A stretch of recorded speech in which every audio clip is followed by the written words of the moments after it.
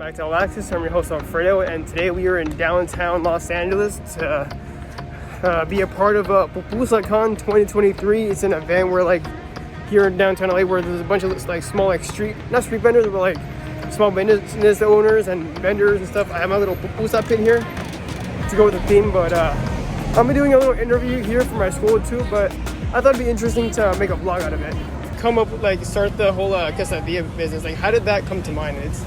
We started right when the pandemic started. Like, he was bored at home, and he just said, "I'm a bake quesadilla," and then he started to put it on his Facebook, and then people just started ordering, and that's how the business started. Awesome. And how long ago was that, you said? Like 3 years ago. 3 years ago. So right during the pandemic. Yeah. So how difficult was that for you guys to try to sell things like this, like during the pandemic? At first it was kind of hard, but then people just started like pre-ordering, so we had like orders to make. And how did you guys come in contact with Pupusa Con and were able to set up like out here? We always follow like La Pupusa, what's cooking, and we all like try to build like a strong community together. And that's how we find out of different events. Able to interview one of the vendors right there. They were selling quesadillas right there, Salvadoran quesadillas, and I thought that was pretty neat. So we're gonna go inside now. We made it inside Pupusa Con now. This is just like small like little vendors right here inside too, just like the outside, and it's pretty neat actually. Salvadoran coffee right here. Got some other neat little knickknacks. They even have Funko Pops here, which is funny. So you have some other El Salvador branding right here. That's pretty sick though. Look at the sticker. That's a tight sticker. I like that. We have music up there and more vendors on that side. Looks like they have some Salvadoran pan dulce right here. That's pretty good. Plátano chips, quesadillas. A bunch of other snacks here too. Looks awesome. Sorry, look at this shirt right here. That is so cool. That one right there. That's sick. More cool little stickers and stuff right here. That's sick. Look at that. Stickers, hats. Got me see this. That's awesome, man. Pupusa that ever here. Like, you can like pose and stuff with the pupusa. Alright, so how did you come in contact with Pupusa Urban Eatery? Social media. Social media? That was it. Literally, they were in the game for a while already, and then by Unclosed, when it took off, that's where we kind of started either seeing each other at the same events, or actually she also, would respond to their stories, and that was basically it. It was just social media, basically. Awesome. And my second question is, like, what is it like setting up the event and being a part of like a brand new like Salvadoran event here in Los Angeles? So what is it like being a part of history, as you could say? I mean, it's cool. It's crazy for us because last year, they did Pupusa Con last year in Hawthorne, and it was a crazy event. And for me, I was just a guest. I was just coming and kicking it, And so never thought that a year later we'd be here, putting our coffee business here. It's crazy because, I mean, this didn't even exist like this time last year. So for us, it's really cool to be here and to be getting to meet people and getting to meet a lot of the fans and a lot of people who, came out to this event. That should be a really good event, back-to-back stuff.